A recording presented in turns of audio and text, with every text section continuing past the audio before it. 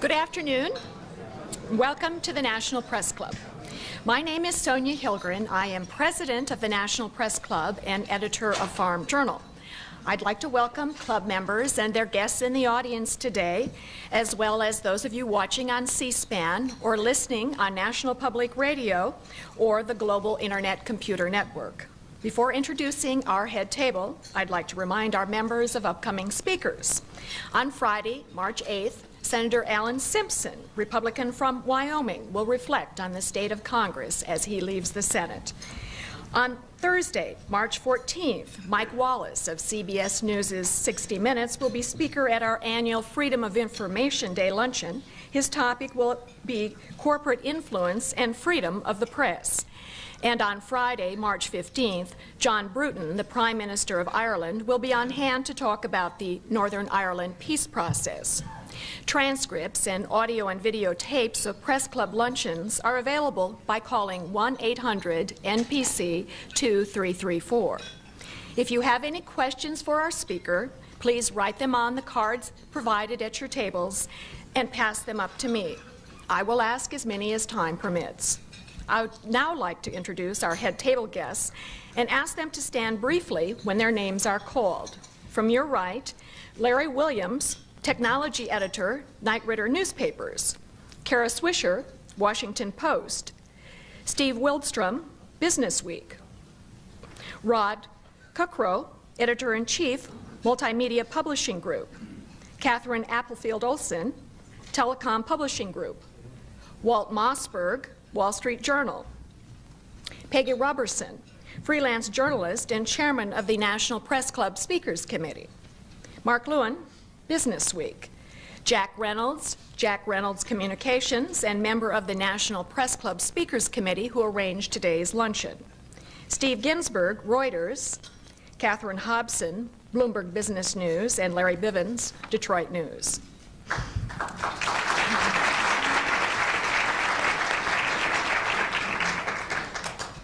Our guest today is one of the custodians of cyberspace. Steve Case runs America Online, the largest of the online services. He's far from your stereotypical computer nerd. A native Hawaiian with a political science degree from Williams College, he honed his marketing skills at Pepsi and Procter & Gamble, flogging Frito-Lays and Pizza Hut. In the last year, he has doubled the number of his avid cyber customers to over 5 million. His worldwide expansion of AOL has not been without problems. There have been pornography issues in Germany. Closer to home, AOL has joined more than 20 corporate and trade organizations in a major legal move against the new Communications Decency Act, which is part of the 1996 Telecommunications Act recently signed by President Clinton. Many feel this law violates freedom of speech in cyberspace. There are other hurdles in Mr. Case's roller coaster online world.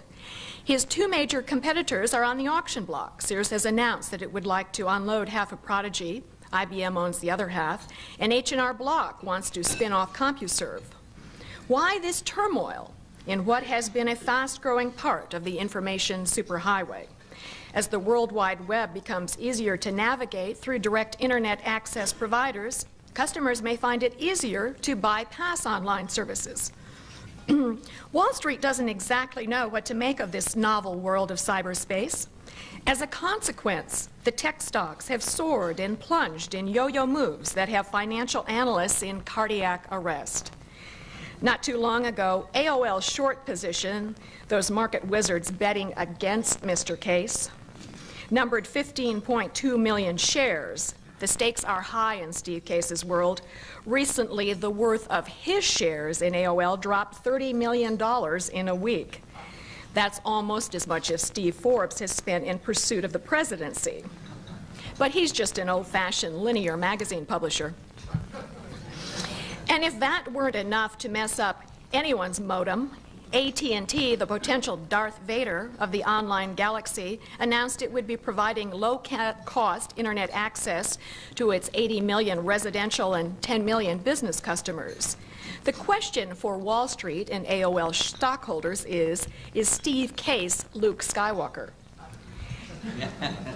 In the midst of this chaos, Steve Case just keeps moving along, snagging new subscribers, buying smaller, innovative online service and technology companies, getting sponsors to host AOL's most popular features, making online ads more attractive, and putting out his reassuring down-home letters to AOL customers and shareholders. Ladies and gentlemen, please welcome to the National Press Club, America Online President Steve Case.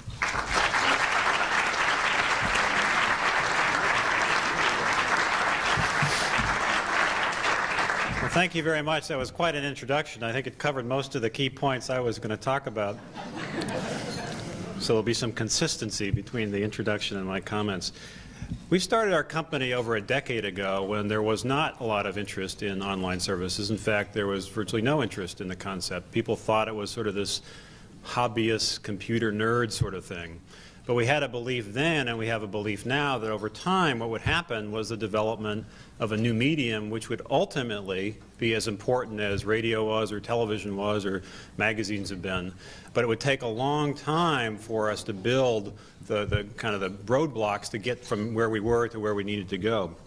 And we've seen that over the past decade. We now see the promise of this medium, and certainly many of you are leading the way and talking about the possibilities of this medium, but there still are a lot of hurdles to make this a mainstream phenomenon. The reality is, despite all the press, all the hoopla, all the enthusiasm from our company and others, that only about 10% of the households in the United States subscribe to any online service, any internet access provider, anything. And 90% are sitting on the sidelines saying, why bother? So the challenge for us over the next decade is to reach out to this group that has so far not seen the wisdom of joining this interactive revolution and provide them with a solution that makes it something that they really see as an integral and compelling part of their everyday life. So we've made good progress, but there's still a long road ahead. What makes this medium so exciting to us is that it really is unique if you look at it in a historical context, that it is more interactive and more participatory than other things that we've seen. Interactive in the sense that you can really have control over what you get and when you get it and how you get it. It kind of puts everybody in the driver's seat, becoming a kind of a producer or an editor. At the same time, it's more participatory. It's not just about people talking to you. It's about you interacting with each other and exchanging ideas on topics that you think are important. And the concept of more interactive and more participatory are really the building blocks of this new medium. What I thought I'd do today is give you our perspective on what has happened and also what is likely to happen as we make this march towards the mainstream, and also raise with you some of the challenges that we face as we look ahead into this mainstream kind of audience. The two key areas I think to focus on, and it's been true for the past decade, I don't see any reason why it will change over the next decade, is the key drivers of this are a real obsession on consumers and what they want and how they want it, and not getting too caught up in the latest press release, the latest announcements, the latest technology, the latest this, the latest that, figuring out what consumers want and trying to stay really close to them.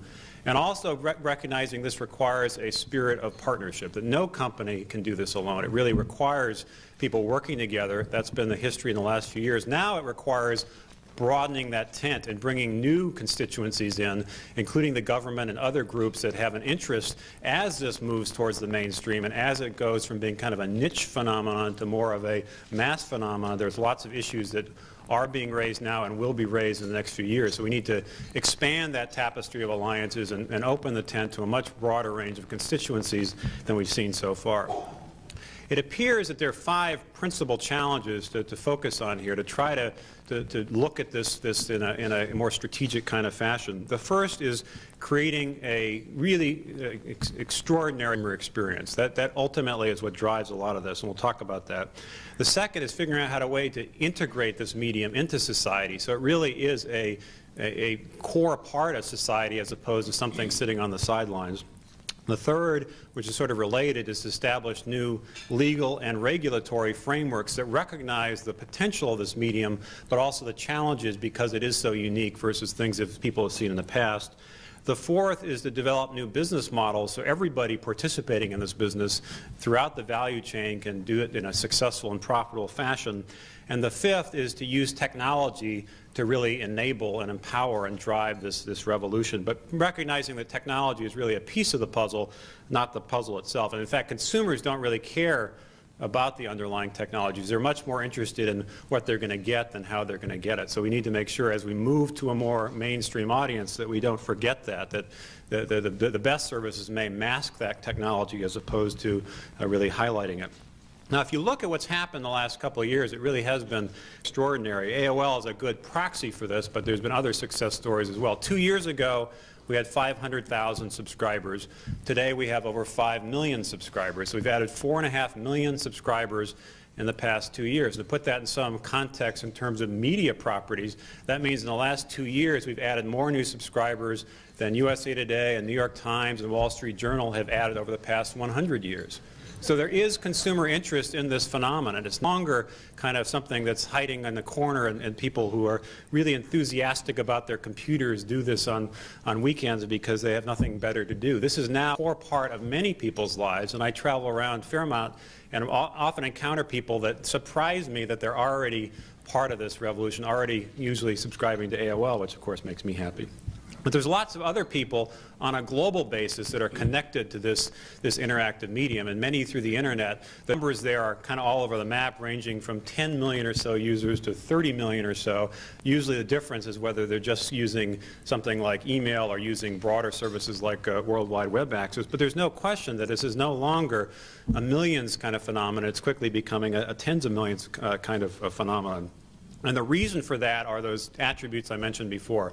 It is unique, it is interactive, it is participatory, it is moving on a fairly rapid global scale, and is going to sit next to television and radio and newspapers and magazines and other kinds of media as an integral part of many people's daily lives.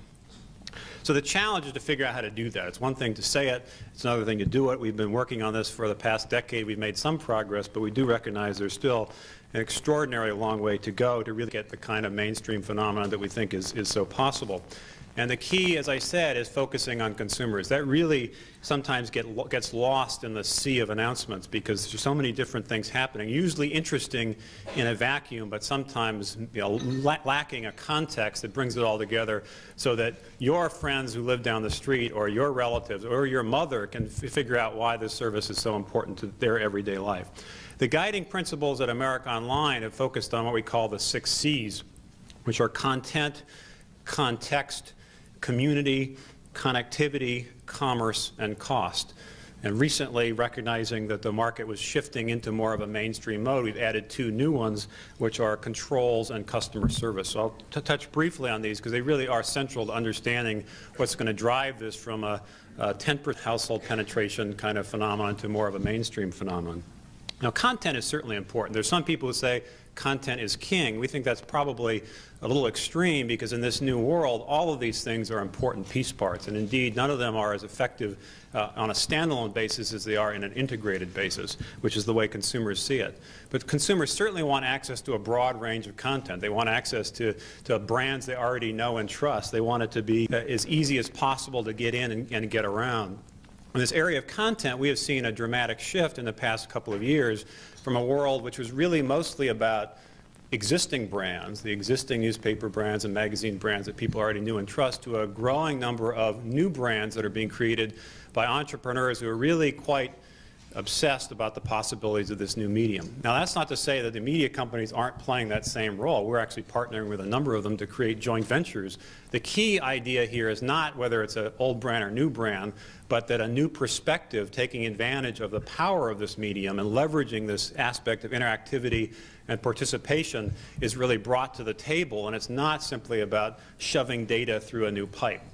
So this content is important. People expect breadth, and they get it. And increasingly now, they also get it by having this wider array of content available on the World Wide Web. So there's lots of content, and it's growing at a rather exponential pace. The recent estimates say there's over 100,000 websites, for example. So there's plenty of content out there, and it is getting better. The second is context. If there are 100,000 choices it gets kind of confusing, particularly to the average consumer. They really don't know how to pick between this sports service or that news service or this financial service. They need some guiding function. If you just imagine the world of television, for a long time there's 3 or 4 networks. Now there's dozens of networks. Many people find the dozens of networks a little bit bewildering.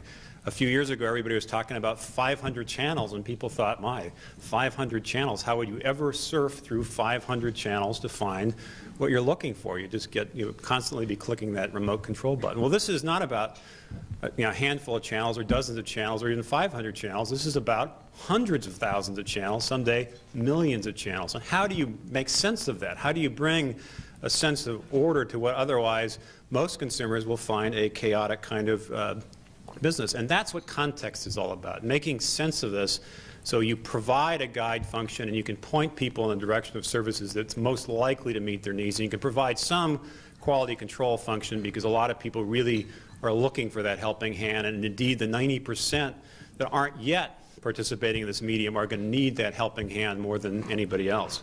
So that's this business of context, presentation and personalization and packaging to really make it a mainstream kind of phenomenon.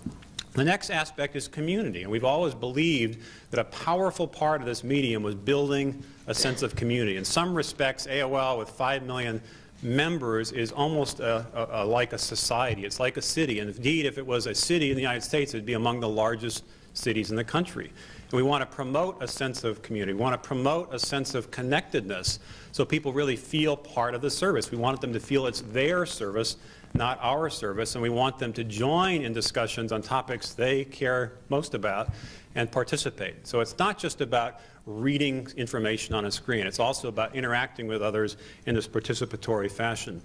The fourth aspect is connectivity, and this is less glamorous than some of the other ones, but really quite important. People need to be able to connect to a service like AOL by dialing a local number and not getting a busy signal, getting in, and being able to wander through the service in a highly reliable kind of fashion. That's why in the past year we've spent a fair amount of time and energy and money building out AOLNet, our own network, which really allowed us to put a footprint in place so that most of our customers can connect.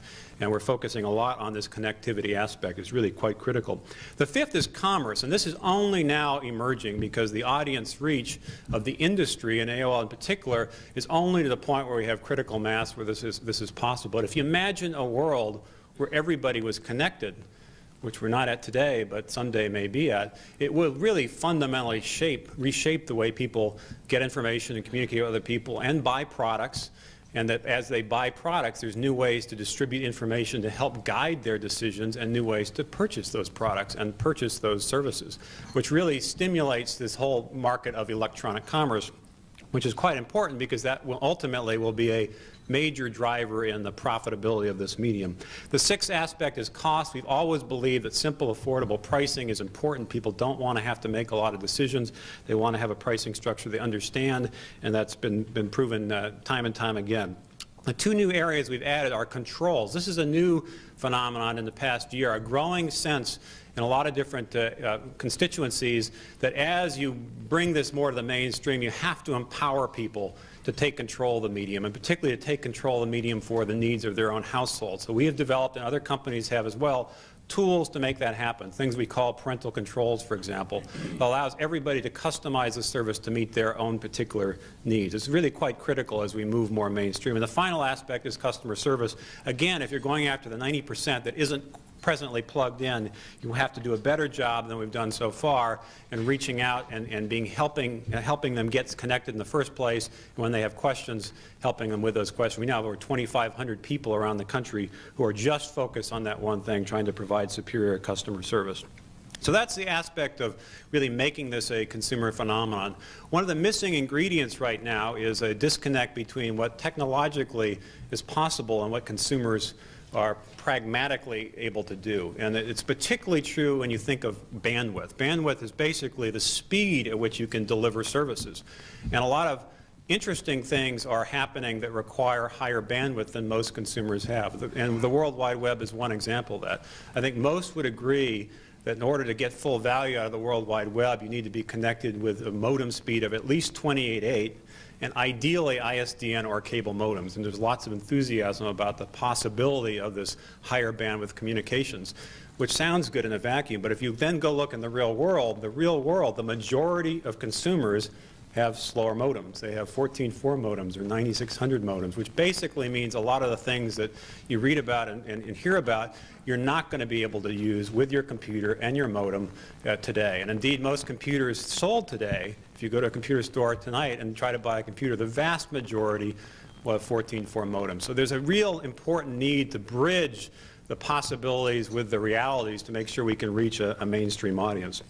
The next challenge is really integrating this within society, not having it be its own little business sitting over here, but really having it more embedded throughout our everyday lives. And there's lots of challenges there that are really just emerging. And indeed, as an industry, I think we're all now recognizing the importance of taking the lead in defining these aspects as opposed to letting others do it for us. One is an area of access, that there are problems with potentially with haves and have-nots, where some people have access to these services and others do not. And there's lots of things that can be done there in terms of public-private partnerships. One that's happening this weekend that AOL is participating in, along with many other companies, is called Net Day, which is in California, wiring all the schools together to provide internet access, and we're providing AOL for free.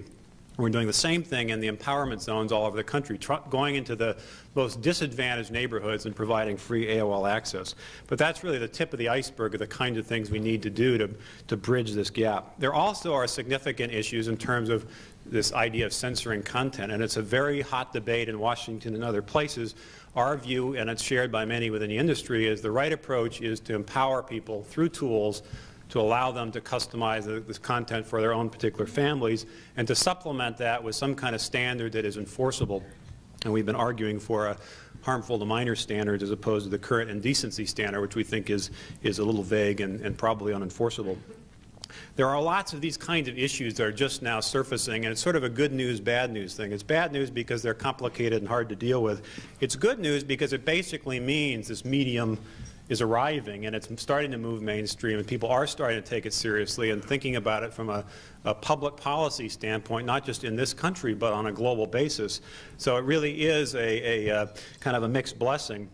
One of the issues that we're particularly dealing with is in Europe right now, and it was referenced earlier in Germany, where a particular country has certain laws about certain kinds of content, and that kind of runs right up against the internet and this global connectivity where everybody can sort of be a publisher, and the information is distributed quite broadly and quite difficult to control. It's those kind of issues that really require a measured and deliberate kind of response, trying to recognize the power of this medium, but also trying to be sensitive to local laws, local customs, and so forth. That's really quite important. But the censorship issue, I think, is going to be one of the hot issues over the next year or two. I'd just like to give you one perspective of somebody by the name of Philippe Kahn, who some of you may know is a founder of Borland, a software company, and recently wrote, as part of a censorship discussion on the internet last week, a story that I thought was really quite touching, which is when he was a young child, he was beaten up by a number of kids who called themselves, in France, keepers of the great Aryan principles. And he said the boys told him that the Holocaust was a fabrication. And Philippe's mother, who was marked by death camp tattoos, told her son, who was quite troubled by this, "For centuries our people have been the victims of intolerance. The price of our freedom is the burden of having to accept the worst in public expression. For he who starts censorship will never know where and when to stop." So this is a very difficult, very sensitive issue. It requires a dialogue through a lot of different groups to try to figure out what the right balance is for this medium, which really leads to the next challenge, which is the legal and regulatory kind of framework. The knee-jerk response here is to try to pigeonhole it into some existing framework. It's either a common carrier, or it's a cable operator, it's a broadcaster, it's a programmer, it's something that we already have rules for, because that would be kind of the easy way to do it. And in truth, there are always bits and pieces that are, in fact, similar between this new interactive medium and some existing forms of media where there's already kind of clear rules of the road. But this is a new medium, and it does require a new perspective. And we're really calling for a new framework that recognizes the uniqueness of this medium and tries to learn from the past but move ahead towards the future with a unique perspective that really allows you to take full advantage of this medium as it moves to a mainstream audience on a global basis. The fourth challenge was developing these new business models so that this medium can be profitable for all the different participants. And our history in the past 10 years has been that conventional wisdom has usually been wrong. And ultimately, consumers did what they wanted, not what they were supposed to do. And I suspect the same will be true in the future. 10 years ago when we got started, everybody paid for online services. Everybody is probably a little expansive because there's only thousands of users at the time. But the model was pay as you go, pay for each hour of access. Nobody was charging monthly subscription fees. And we introduced the concept of monthly subscription fees, which allowed you to load in a lot of value, and that's now kind of the industry standard. Everybody believed 10 years ago that this business would be driven by electronic publishing, an electronic newspaper, basically taking the existing product and distributing it in electronic fashion. Nobody fathomed that this idea of electronic community would be far more important than electronic publishing. 5 years ago, there was a real growth around the idea of niche services, that maybe people don't need one of these broad-based services, maybe they just need a game service, maybe they just need a financial service, these customized niche services. That didn't work too well. A couple of years ago, there was a focus on a la carte pricing for branded content. That maybe this was a newsstand and everything was going to cost $5 a month, and you kind of surf around and decide which things you want to subscribe to and subscribe to those on an a la carte basis, a little bit like pay-per-view television. Pay-per-view television didn't work so well, and a la carte pricing hasn't worked too well either. So again, consumers seem to do what they want, not what they're supposed to. Our view has remained reasonably consistent through this, which is the pricing needs to be simple, the pricing needs to be affordable. You need to figure out a way to reach out to a wide audience. Basic cable television, where you get a lot of the major channels, MTV and CNN and Nickelodeon and so forth, built in as part of that service fee is an important aspect. Then you build a large audience, and then you develop new revenue streams for all your partners because you have a large audience. That continues to be the path we're headed down. We also are making much more significant investments in original content. As I said before, we don't want this just to be about repurposing content from the past. We want to create new content for the future. It feels a little bit like reading some history about television in the 1950s, where the first couple of years people had cameras basically filming people reading radio scripts, and that sort of seemed interesting at the time because television was so intriguing. But in fact, what really drove it into the mainstream was programming that took advantage of the power of television and therefore moved into an area where there was much broader appeal than simply reading the radio scripts. For the most part, the online world today is still in the reading the radio script stage, and we want to move from that stage into a stage where there is much more of a hotbed of innovation, and we can attract the most creative minds and the best entrepreneurs to focus over the next decade on creating services that really can have broad appeal.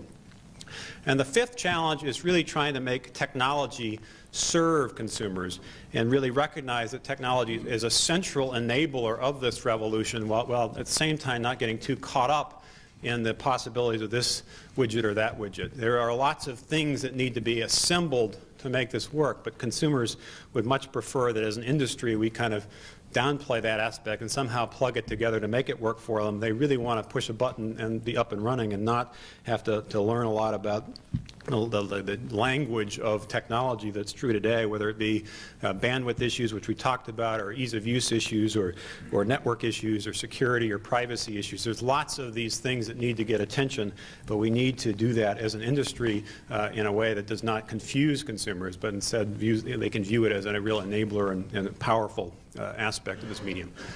Another point that I should mention, because if I don't proactively, I know I'll get a lot of questions on it in the Q&A, I probably will anyway, is this burning question that I hear all the time: what is the role of online services versus the internet? They seem to be on this kind of collision course in the view of a lot of people. We have never viewed the internet as competition. We view the internet as a set of technologies, HTML, HTTP, SSL, there's lots of alphabet soup in the internet, and also as a platform for software development and content development. But those are building blocks. The question is, how do you build on those to really reach a mainstream audience that someday we want to be tens of millions of people? And that's what AOL is all about, building on those aspects. We are the leading Internet access provider. We by far have more customers connected to the Internet than any other source, but we also go beyond being purely an Internet access provider to try to add value up and down the value chain, because we think there's lots of things that we can do and we need to do to make this a ready for prime time kind of service, whether it be bundled pricing or optimizing for slow modem speeds or original content. There's lots of things that are happening, and all the packaging of this to really reach your neighbors and your relatives that really drives AOL's success, and I think will in the future as well.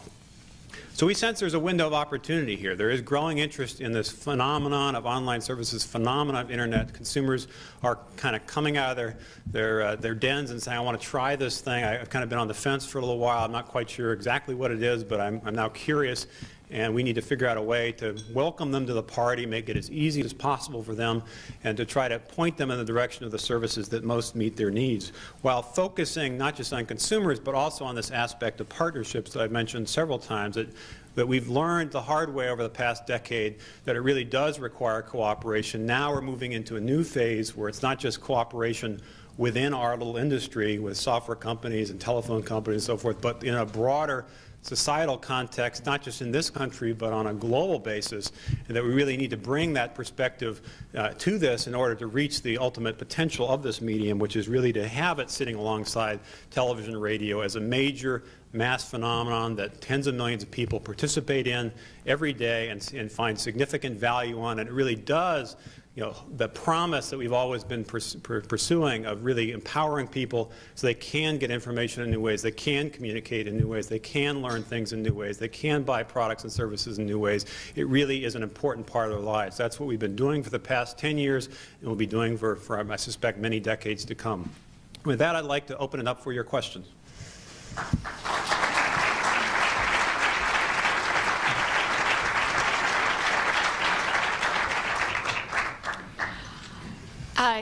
Close to the end of your talk, you mentioned radio and television. But what's the future of your linear competitors, like newspapers and magazines, in the next 5, 10, 15 years, 20, 25?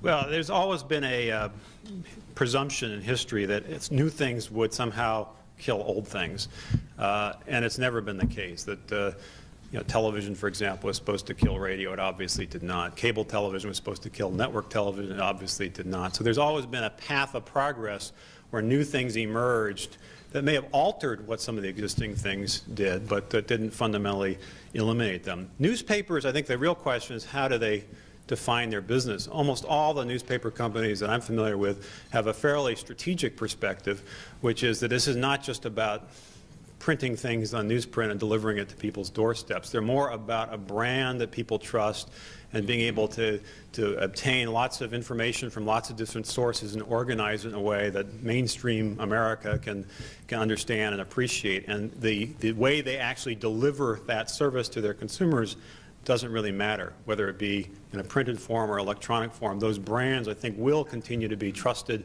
particularly in the sea of choices. If there are millions of channels, people are going to be more likely to seek out the New York Times service or the Wall Street Journal service than they are the Steve Case service. Aren't you trying to get your brand to be one of those brands? Anyway, when you mentioned going into the information providing service yourself, and so could you tell us a little bit more about your providing of news and entertainment content? Does this mean more online publications without paper cousins, maybe?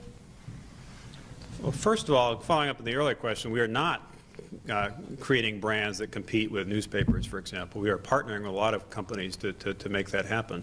We're not in the business of gathering news. We don't have a single reporter out there gathering news. What we are in the business of doing is trying to aggregate together information to meet the needs of a particular audience, and we partner with as many companies as we possibly can to accomplish that objective. We don't believe that we're particularly experts in anything. We think the real magic of AOL is how we bring together all these different components, these different piece parts to create an engaging, interactive experience for millions of people. But in order to do that, we have to partner with lots of different companies throughout the value chain.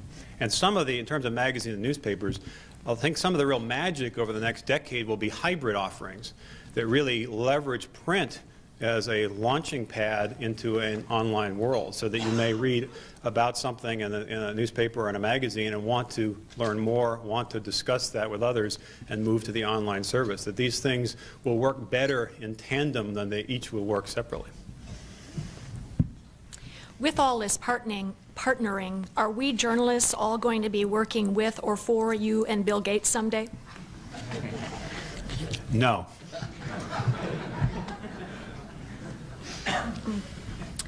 America Online was among those warning a year ago that the bundling of Microsoft Network into Windows 95 was a major threat to competitors of online services. Obviously, this didn't happen. Why not? Well, it hasn't happened yet. I think the issue we raised a year ago is an issue we still have a concern about today, which is to the extent a single company has a monopoly position in something as central as operating systems, which we think of operating systems for computers sort of like dial tone is for telephones, then how they leverage that monopoly into new businesses strikes us as being a serious public policy issue. I would say the reason it hasn't had more of an impact today is really two things. One is Windows 95 has been quite successful, probably a little less successful than some people thought, that the minority of home computers presently run Windows 95. That will increase over time, and as it does increase, the threat will increase. And the second is, ultimately, this is a services business where every month people make a decision about what service to subscribe to, and the Microsoft network got off to a fairly slow start in terms of providing an interactive experience that met the needs of consumers in these areas I talked about, content and context and community and so forth. So that the combination of that monopoly marketing power with a really terrific service, I think, could have resulted in a different kind of outcome. But it's never over till it's over. We have a lot of respect for Microsoft, and we think they will be a major force in this market. What is your view of the slowly emerging interactive television industry, and how might it grow to affect AOL and other online services? Again, our view is trying to the extent we can, try to stay close to the consumer view. The consumer view is there's this thing called interactivity, and that they read a lot about it. To the extent they're using it, they almost always are using an online service like AOL or CompuServe Prodigy, that the other things they've read about, such as interactive television, are still more concept than reality. There are a few tests in a few cities, but it's not a broad-based phenomenon. But the way I think consumers will continue to view it is, how do you participate in this interactive world? And over time, there's no question that it'll move beyond personal computers to other kinds of access devices, and the television will certainly be one. Screen telephones will be another. And it also will move beyond telephone networks to other kinds of networks, whether they be cable networks or wireless networks. And the challenge for our industry is to knit these technologies together and these interactive experiences together in a way that can have broad consumer appeal, as opposed to view them as a kind of niche phenomenon and have them separate islands that are disconnected, which I think will confuse consumers and slow the overall adoption of these interactive services. The rural readers of my magazine often have to pay long-distance charges that are prohibitive, but that is changing rapidly. When will all rural areas, that is the entire country, some 60 million people who live in rural areas, be able to have financially competitive access to the World Wide Web and online services? Well, I think it is changing rapidly. In our own plans, that we now have AOL.net, our own network, in over 300 cities that account for about 80% of the population of the country. The 20% that we are not yet serving, we are adding additional capacity all the time. We also have recently made available an 800 number option that is surcharged, but does allow people, whether they're traveling or living in a rural area, to connect to AOL. Another phenomenon that's happening is the growth of these niche access providers, and a lot of them are developing markets that don't presently have much competition. So a lot of these rural areas will be served by access providers who then will want to partner with companies like AOL to provide their consumers with a unified experience. For those of us in Washington, there is a new AOL service called Digital City, which has restaurant information and just about anything that movie information, weather information, and such.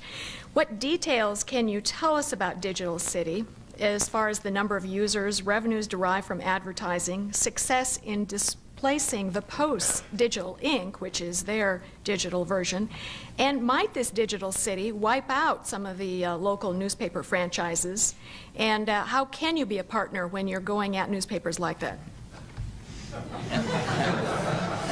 Well, we would have loved to work with the Washington Post in Washington. We'd love to work with every newspaper in every market as we build these local services. Our view is there's a global aspect to this, a national aspect, and a local aspect that need to work together in a relatively unified way. AOL is the brand we're establishing within this country and also now launching in Europe and later in Asia to try to establish AOL as the leading brand in cyberspace. We recently launched a second brand called GNN targeting this internet access market, and we launched Digital City as sort of a local affiliate. Just as the television business had national umbrella networks, NBC and CBS and so forth, and local affiliates, we think the same model will likely emerge in the online world. And we set up Digital City as a separate entity and will be doing ventures with lots of different companies in each market to try to put together the right mix of partners to make these local affiliate options really viable. Why should an editorial content provider, I guess that's a magazine or a newspaper, affiliate with AOL rather than establishing an independent worldwide website? Well, I'd say they're not mutually exclusive. I think a lot of companies will do both. The difference is if you create a service for AOL, it's likely optimized for the audience that we presently have. Some of the things I talked about in terms of the technologies we've added to make the service more engaging and more useful and more fun for people with typical hardware configurations and modem configurations and so forth, I think will result in your service getting used more. We have a model that allows us to collect revenue from our customers so you'll get paid a royalty based on usage of the area, and we have a critical mass of 5 million customers that will allow you to develop advertising and transaction revenue streams. Creating a website is a necessary but not sufficient condition to creating a business, because if there are hundreds of thousands of options, somehow people have to find your service, and net surfing and serendipitously running into it is not going to build a significant audience that builds reach and frequency that allows you to build an advertising model. You'll need to build an audience. I think if you need to build an audience, the quickest way to do that is partner with an AOL or Prodigy or CompuServe or Microsoft or somebody that can bring you that audience in a relatively rapid fashion. This issue of marketing and promotion, I think, is really quite underestimated. This is not just about technology. It is true that the barriers to entry to create content have dropped significantly, that really everybody can now become a content creator. It is true that the barriers to get distribution have dropped considerably. Everybody can have their site on the World Wide Web, so the traditional barriers in the newspaper industry where you needed printing presses don't exist, and the traditional barriers in the cable industry where you needed channel capacity don't exist. But from a broad-based perspective, the ability to build an audience is going to get harder, not easier. And it's our belief that there will be a handful of major services on a global scale that will have the wherewithal to develop this new business model that shifts the burden away from subscribers to other kinds of partners, and that if you're not participating with one of those major services, you're going to have a difficult time being successful in this new world of interactive services. Along those same lines, will AT&T's offer of free internet access be a threat to AOL's dominance of online services? And can you foresee AOL becoming a completely free service like broadcast television, with revenues primarily coming from advertisers and marketers? Well, first of all, I don't think AOL dominates anything. We're the leader in an emerging market, and there's lots of issues that need to be addressed as an industry to really reach a mainstream kind of audience, as I mentioned. In terms of AT&T specifically, I think time will tell. Right now, they are providing one piece of the puzzle, which is access. Consumers want a more integrated puzzle, and particularly the 90% that's not yet served need a more integrated puzzle. And some of these so-called access providers trying to provide internet dial tone, and it won't just be AT&T, it'll be Sprint and MCI, It'll be Pacific Bell and Bell Atlantic. It'll be TCI and Comcast and the cable industry. Everybody will want to be the internet dial tone. I suspect some number of those will end up being natural allies for AOL as we marry our brand and package of services and value and community and context and content with their access. So some of the people that might be perceived as competitors might turn out to be partners. It's always been our view, and will continue to be our view, that everybody is a potential partner until they shoot at us.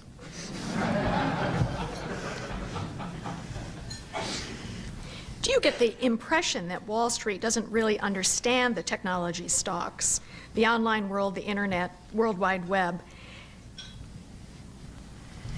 Well, I think it's hard to generalize. There's some people in Wall Street I think understand it very well, and some people have a very kind of peripheral understanding of it, which is to be expected because there's so many different industries and companies to follow. I do think that over the next year there will be a little bit more of a unified view among Wall Street experts in terms of how this medium is developing, where the value is being created, and which companies ultimately will be the big successes.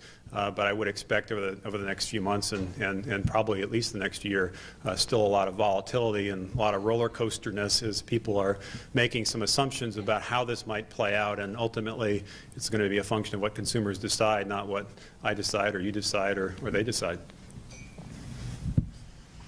Would you comment on the explosion of interest in the Motley Fool, the stock picking service that's a big hit on AOL?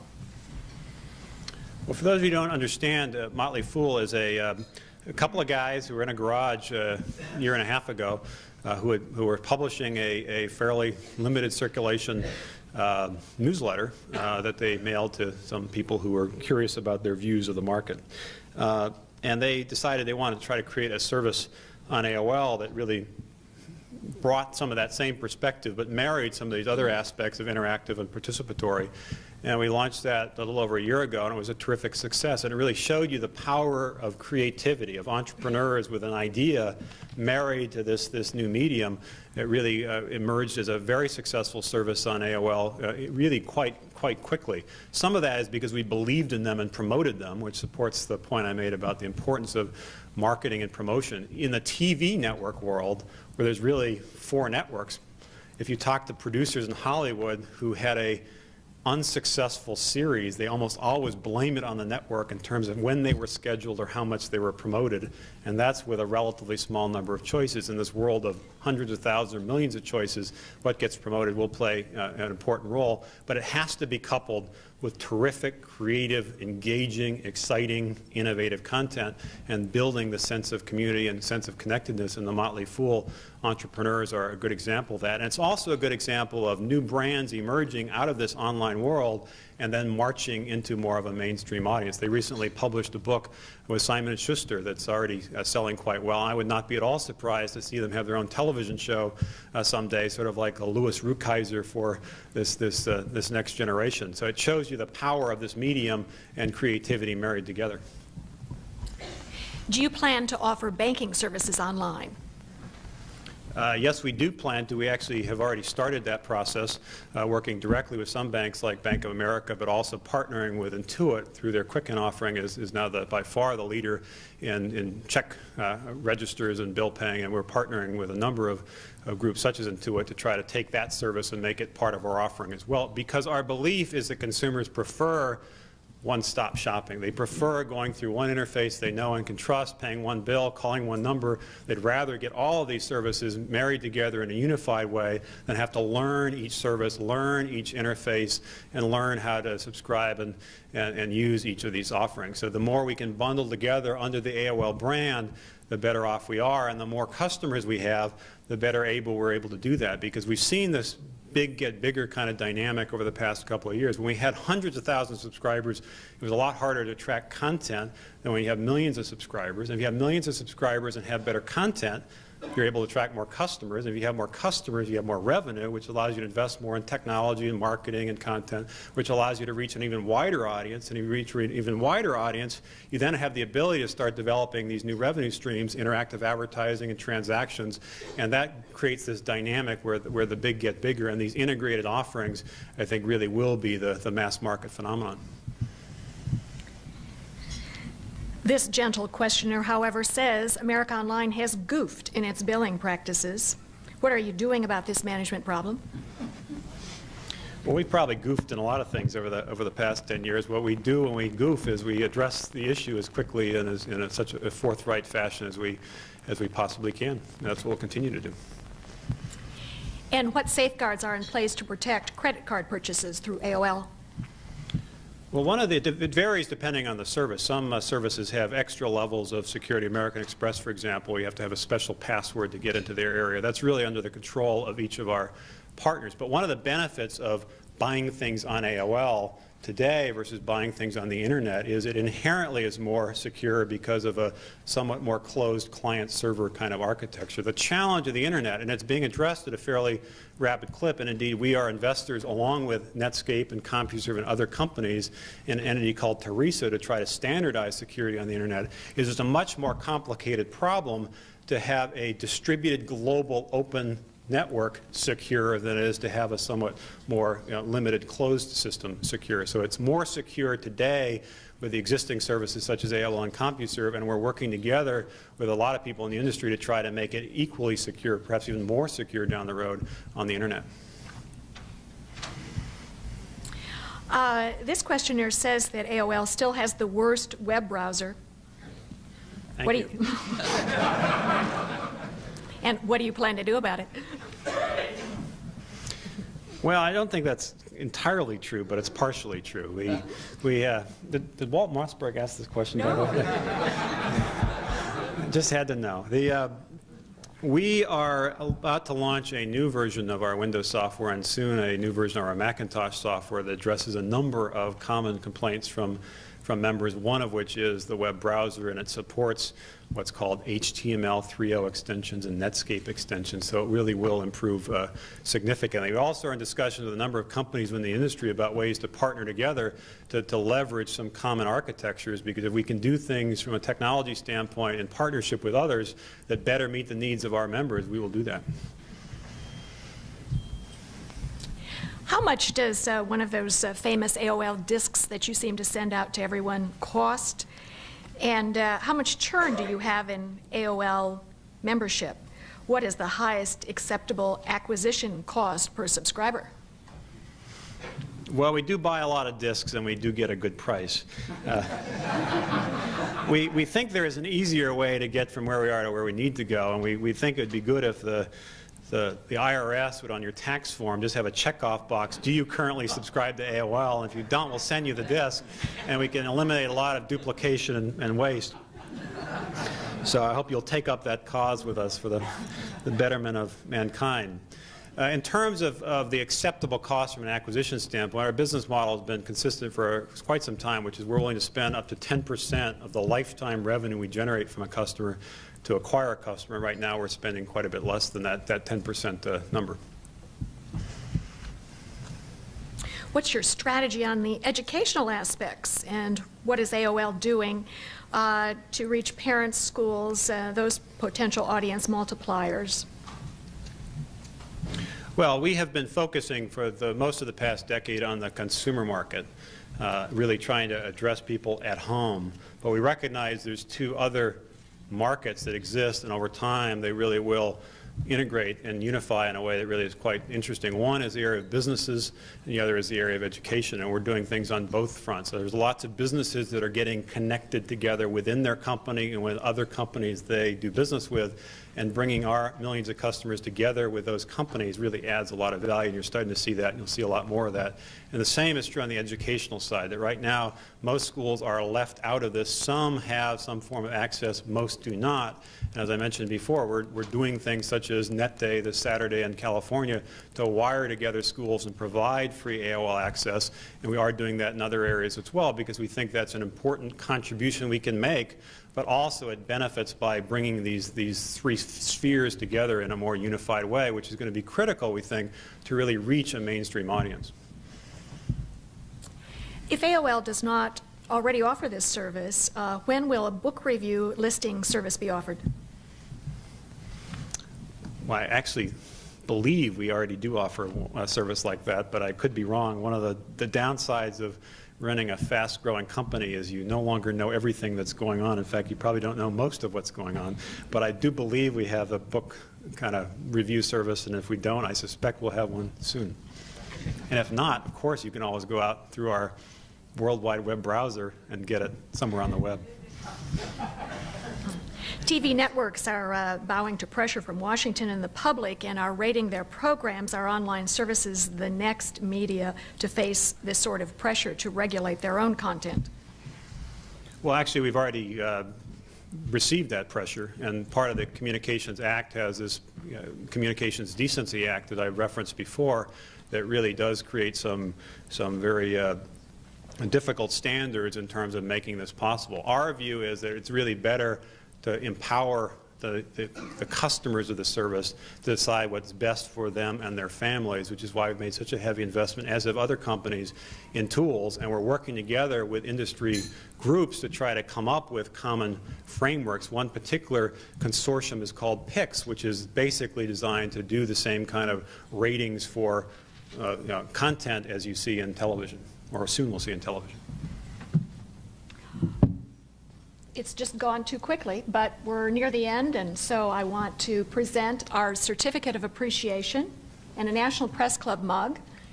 And I want to ask the last question, which is, how many of the AOL subscribers are there for sex? I actually don't know the number. I don't even know how to keep track of that. We do know that with 5 million members, one of the key principles of this medium is diversity. And people can kind of self-select, and if people want to go to the personal finance area, they can. If they want to go to the sports area, they can. If they want to participate in discussions, they can. Each of our members really is in control of their own destiny and their own interactive experience, and that's what this is all about, really trying to build a medium that can reach a mainstream audience and provide the kind of direction for the industry that can get us from where we are to where we need to go. And we do recognize that we've grown rapidly in the past couple of years, and we're pleased by the growth. But at the end of the day, 5 million people subscribe to AOL, which is about 5% of households, which means sort of 5% down, 95% to go. So there's a long road ahead to really make this medium, and AOL in particular, all it can be. So thank you for your interest.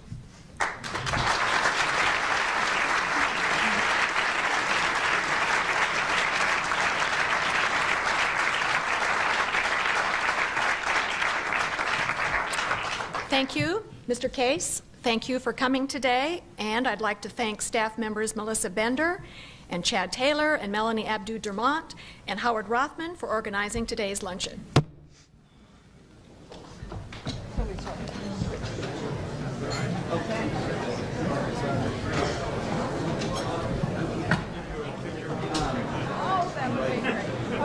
Whatever you think. Thank you.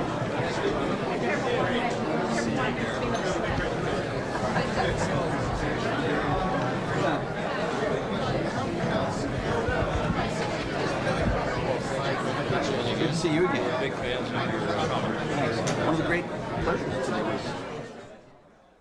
If you have any questions for our speaker, please write them on the cards provided at your tables and pass them up to me. I will ask as many as time permits. I would now like to introduce our head table guests and ask them to stand briefly when their names are called. From your right, Larry Williams, Technology Editor, Knight Ridder Newspapers. Kara Swisher, Washington Post.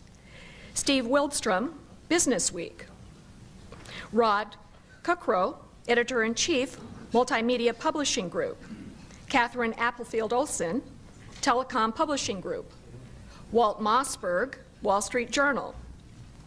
Peggy Robertson, freelance journalist and chairman of the National Press Club Speakers Committee. Mark Lewin, Business Week. Jack Reynolds Communications, and member of the National Press Club Speakers Committee, who arranged today's luncheon. Steve Ginsburg, Reuters. Catherine Hobson, Bloomberg Business News, and Larry Bivens, Detroit News.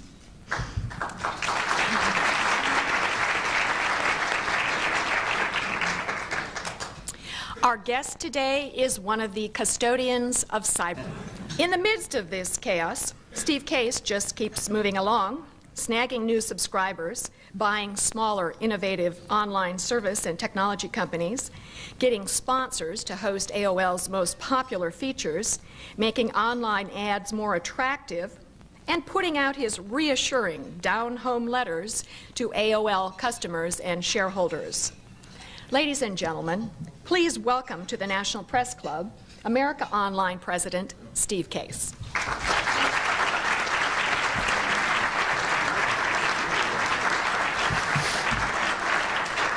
Well, thank you very much. That was quite an introduction. I think it covered most of the key points I was going to talk about. So there'll be some consistency between the introduction and my comments. We started our company over a decade ago when there was not a lot of interest in online services. In fact, there was virtually no interest in the concept. People thought it was sort of this hobbyist computer nerd sort of thing. But we had a belief then, and we have a belief now, that over time what would happen was the development of a new medium which would ultimately be as important as radio was or television was or magazines have been. But it would take a long time.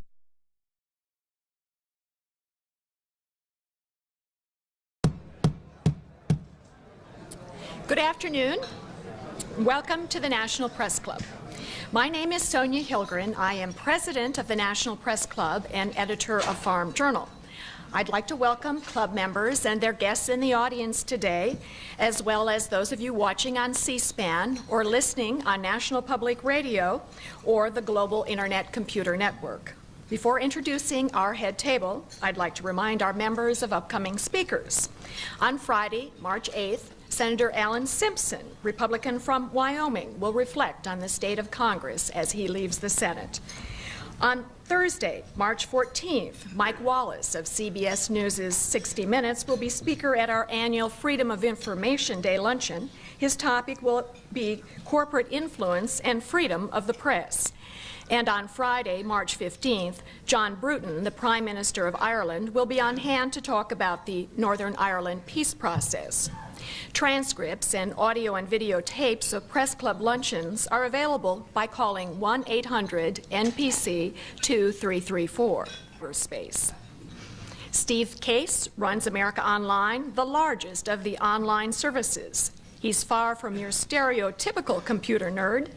A native Hawaiian with a political science degree from Williams College, he honed his marketing skills at Pepsi and Procter & Gamble, flogging Frito-Lays and Pizza Hut.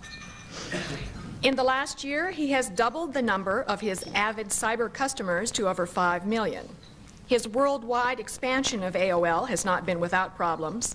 There have been pornography issues in Germany. Closer to home, AOL has joined more than 20 corporate and trade organizations in a major legal move against the new Communications Decency Act, which is part of the 1996 Telecommunications Act recently signed by President Clinton. Many feel this law violates freedom of speech in cyberspace. There are other hurdles in Mr. Case's roller coaster online world. His two major competitors are on the auction block. Sears has announced that it would like to unload half of Prodigy. IBM owns the other half. And H&R Block wants to spin off CompuServe. Why this turmoil in what has been a fast-growing part of the information superhighway? As the World Wide Web becomes easier to navigate through direct internet access providers, customers may find it easier to bypass online services. Wall Street doesn't exactly know what to make of this novel world of cyberspace. As a consequence, the tech stocks have soared and plunged in yo-yo moves that have financial analysts in cardiac arrest. Not too long ago, AOL's short position, those market wizards betting against Mr. Case, numbered 15.2 million shares. The stakes are high in Steve Case's world. Recently, the worth of his shares in AOL dropped $30 million in a week. That's almost as much as Steve Forbes has spent in pursuit of the presidency. But he's just an old-fashioned linear magazine publisher. And if that weren't enough to mess up anyone's modem, AT&T, the potential Darth Vader of the online galaxy, announced it would be providing low-cost internet access to its 80 million residential and 10 million business customers. The question for Wall Street and AOL stockholders is Steve Case Luke Skywalker?